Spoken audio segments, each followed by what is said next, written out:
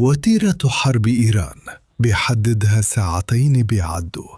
ولو فهمت إيه اللي حصل مع الساعة الأولى وإيه اللي بيحصل مع الساعة الثانية، هتلاقي حاجات كتير محيرة في الحرب دي بتبدأ تبقى منطقية، وساعتها نقدر نتكلم بشكل أحسن بكتير عن إذا كانت العملية دي كلها كانت فكرة كويسة من الأساس ولا لأ. أول ساعة من دول كانت السباق لبدء الحرب. سهل ننسى، بس في 2025 في نوفمبر مجموعة حاملة الطائرات جيرالد آر فورد راحت الكاريبي تستعد لعملية خاصة ضد مادورو. وبعدين في يناير السنة دي بدأت احتجاجات ضخمة في إيران، وده شجع إدارة ترامب إنها تعرض دعم عسكري. القصة دي اتقالت 1000 مرة قبل كده، فمش عايز أطول في الكلام عنها.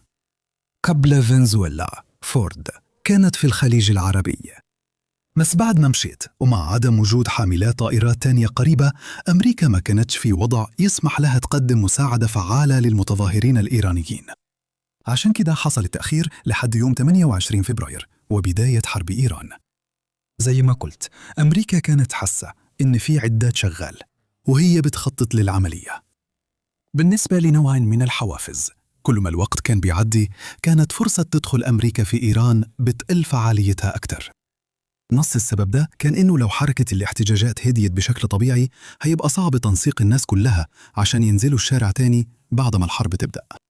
النص التاني من السبب كان إن الحكومة الإيرانية ممكن تكون قتلت أي حد كان لسه في الشوارع في الفترة دي، وده هيخلي أمريكا عندها عدد أقل تتعامل معه، بغض النظر عن إن الناس دول في الآخر بشر.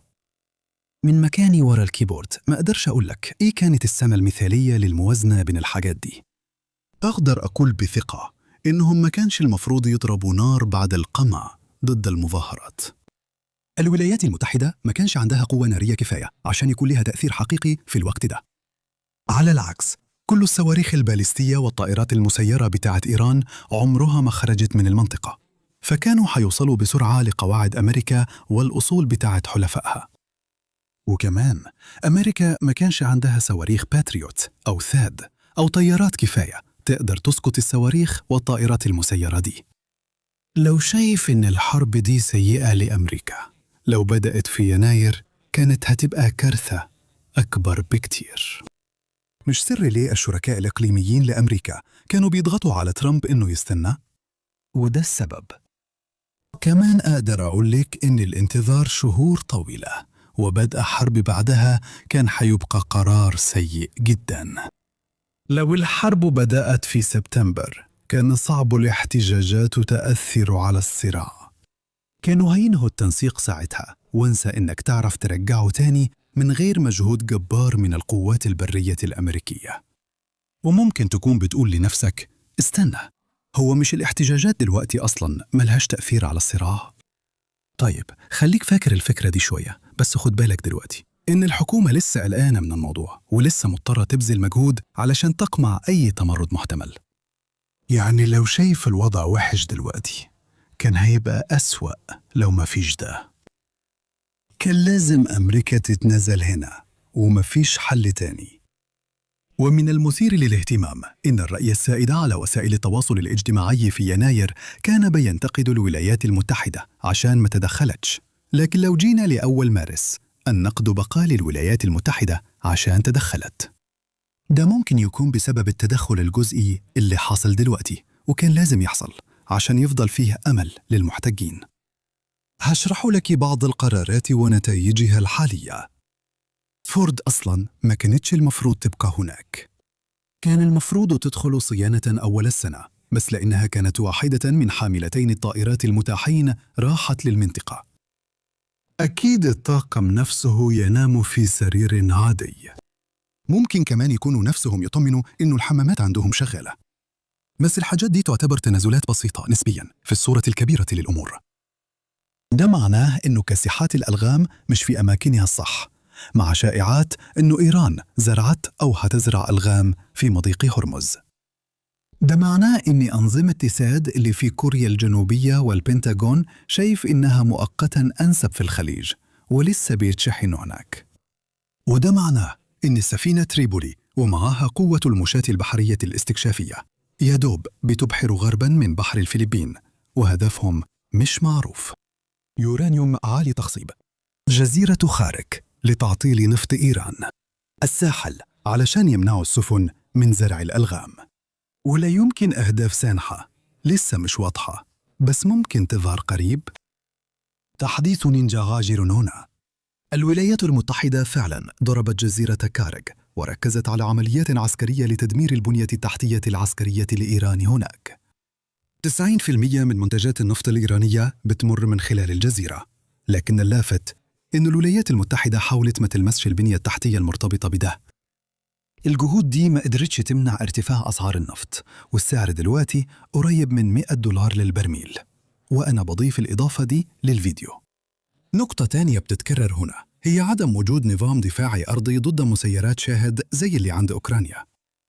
بعيد عن إنه أمريكا بتستهدف الرامي مش السهم، في سؤال أهم: ليه خصوم إيران في المنطقة ما عملوش نظام زي ده من سنة أو أكتر؟ لأن تنفيذ النظام بشكل صحيح مش بس تطبيق إجراءات الطوارئ اللي أوكرانيا بتعملها دلوقتي، لكن فعلا تنفيذه صح هيحتاج شهور. الشرح هنا أعقد شوية ومرتبط بسياسة العالم وقت الحرب، فهسيبه لوقت تاني. ده كان جزء تاني من التنازل، عشان الانتظار كان هيبعد المتظاهرين عن الصورة.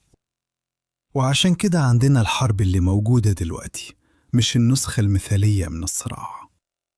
كنت عايز أتكلم عن كل ده لأنه بيوضح أكتر الجدل الحزبي حوالين الحرب.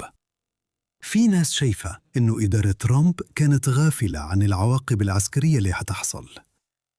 الكلام ده مش منطقي، عشان ما فيش طرف سياسي في أي إدارة مطلوب يفهم الاستراتيجية العسكرية. دي شغلانة البنتاغون مش وزير الدفاع، يعني ما ينفعش نبص على هاجسف.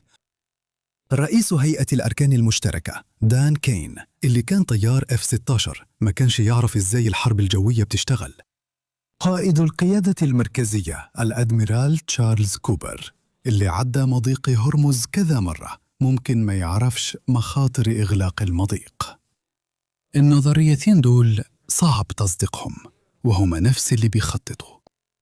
أو لو عايز تتكلم بشكل أدق، هم اللي بيراقبوا الشغل الحقيقي في التخطيط وبيتأكدوا إن مفيش حاجة مهمة بتتفوت.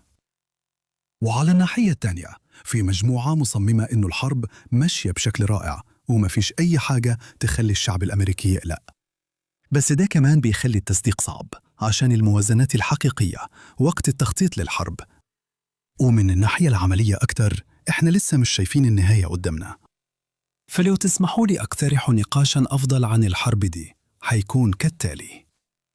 اللي شايفينه دلوقتي هو أفضل توازن البنتاغون وصله بين تجهيز الجيش الأمريكي للمهمة وترك الاحتجاج يضعف ويختفي.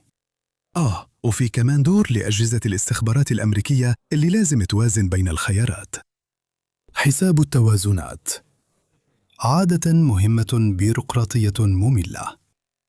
ما فيش قاعدة بتلزم الولايات المتحدة تعمل أي حاجة، وقرار التنفيذ فعلا هو قرار سياسي بحت. فلو شايف إن عدم التدخل كان أحسن من خوض الحرب دي تحديدا، ده رأي منطقي جدا. ولو عايز تتكلم كمان عن قرارات سياسية تانية بتعطل أمريكا هنا، زي تحويل الموارد لفنزويلا أو قطع العلاقات مع الحلفاء، ده كمان رأي منطقي جدا. لما الوقت بيجري، مقارنة وضعنا بنسخة مثالية من الحرب بيخليك تتكلم عن سيناريو افتراضي ملوش معنى. طيب دلوقتي بعد ما كشفت إني متحمس لماجا وعندي متلازمة الهوس بترامب، وقدرت أخلي كل الناس المتحيزة تلغي الاشتراك، واللي مش مهتمين بالسياسة يرجعوا يشتركوا تاني، يلا ننتقل للعد التنازلي التاني.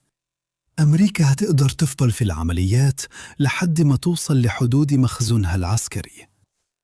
بصراحة ده سؤال عن الوقت المتبقي لساعة منافسة اللي بتحدد عمر الحكومة الإيرانية. لو فعلا في ساعة بتعد عليهم. عارف إنه إدارة ترامب بتتجنب تعلن تغيير النظام كهدف للعملية، بس خلينا نوقف لحظة ونفهم ليه. ما فيش ضمان إن النظام هيتغير هنا. وعلى عكس كتير من الأهداف النص نص بتاعة الإدارة زي تقليل قدرات إيران الصاروخية البالستية، قياس ده مش حاجة غامضة. يا الحكومة لسه في السلطة يا إما مش في السلطة. عشان كده لما يقول ده هدف بيمثل خطر سياسي، لأنه بيدي الناس مقياس واضح لفشله. حتى لو نجح مش هياخد نقاط زيادة عشان كان فيه الأهداف من البداية. بصراحة المؤشرات الأولية لتغيير النظام هنا مش مبشرة. على حد علمنا مفيش تكرار فوري للاحتجاجات اللي حصلت قبل كده، رغم أن الولايات المتحدة أضعفت قوات الأمن الإيرانية. صعب نقول ليه كده. ممكن تكون الولايات المتحدة لسه ما ركزتش على قوات الأمن، لأن أنظمة الدفاع الجوي والصواريخ والطائرات المسيرة وأمان مضيق هرمز ليهم أولوية أكبر. ممكن ده يتغير في الأسابيع الجاية. يا نهار، أسابيع! أنا حاسس بإحراج جماعة المحيطين الهندي والهادي في البنتاغون من فكرة استهلاك مخزون التوماهوك لأسابيع. يمكن حملات القمع الحكومية كانت مدمرة زيادة عن اللزوم وشالت أكثر الناس اللي بينتقدوا وسابت وراها شعب خايف. مشاركة إسرائيل في الحرب خلت اللي ممكن تسميهم معتدلين ينحازوا لصف النظام. المعلومات اللي سربتها المخابرات الأمريكية مش بتدي صورة كويسة. فيه اقتباس، تحليلات متطابقة، إن النظام مش في خطر، نهاية الاقتباس، وإن النظام اقتباس لسه مسيطر على الشعب الإيراني، نهاية الاقتباس. وفي نفس الوقت وبرضه حسب المعلومات الاستخباراتية، الجماعات الكردية في الركن الشمالي الغربي من البلد مش عندها القوة الكافية علشان تشكل تهديداً حقيقي للحكومة. وده طبعاً بيطرح تساؤلات. إذا كانت الجماعات الكردية في الدول المجاورة ممكن توفر القوة الكافية، وده يخلينا نسأل لحد فين أمريكا أذت نفسها لما تخلت فعلياً عن الأكراد في سوريا من كام شهر؟ ده قرار سياسي مش عسكري. الحاجة الوحيدة اللي ممكن تعتبر نقطة إيجابية لأمريكا هنا هي الغياب الظاهري للمرشد الأعلى الجديد. الدليل الوحيد إن دي مش تمثيلية لإخفاء موته، هو خطاب مكتوب، مفيش فيديو ولا صور ولا تسجيل صوتي. في حاجة غلط هنا، وإلا كان ظهر في التلفزيون وحسم الشكوك. أسوأ سيناريو بالنسبة للولايات المتحدة إنه يكون مصاب إصابة متوسطة ومش عايز يظهر أول ظهور له قدام الناس وهو ضعيف. أفضل سيناريو لأمريكا إنه يكون مصاب جامد وصعب يعيش. ده ممكن يبقى كويس، بس عشان الفوضى اللي هتحصل من تغيير القيادة تاني في كام يوم. الاحتمال الأقوى إن مجلس الخبراء والحرس الثوري الإيراني كانوا عارفين من البداية إن إصاباته خطيرة وعينوه المرشد الأعلى مؤقت. لو في أزمة خلافة بتحصل جوه إيران هيكون أحسن إنهم ما يعلنوش ده لا للولايات المتحدة ولا للشعب الإيراني. يعينوا حد مؤقت ويأملوا يحلوا المشاكل قبل ما ملك الموت يجي. ده خبر كويس للولايات المتحدة لأنه ممكن يخلي الحكومة تنهار من جوا. الموضوع إذا كانت الصراعات السياسية الداخلية حتأثر على الاستقرار ولا لا، لحد ما يظهر دليل فعلي إن ده بيحصل. استنزاف مخزون أمريكا لسه مستمر. وبما إننا بنتكلم عن المخزون، أنا عندي فيديوهات كتير عن الصراع الأكبر في الشرق الأوسط. اتفرج على قائمة التشغيل لي عشان تشوف شوية منهم. ولو عجبك فيديو النهاردة ياريت تعمل لايك وشير وسبسكرايب، واشوفك المرة الجاية. خلي بالك من نفسك.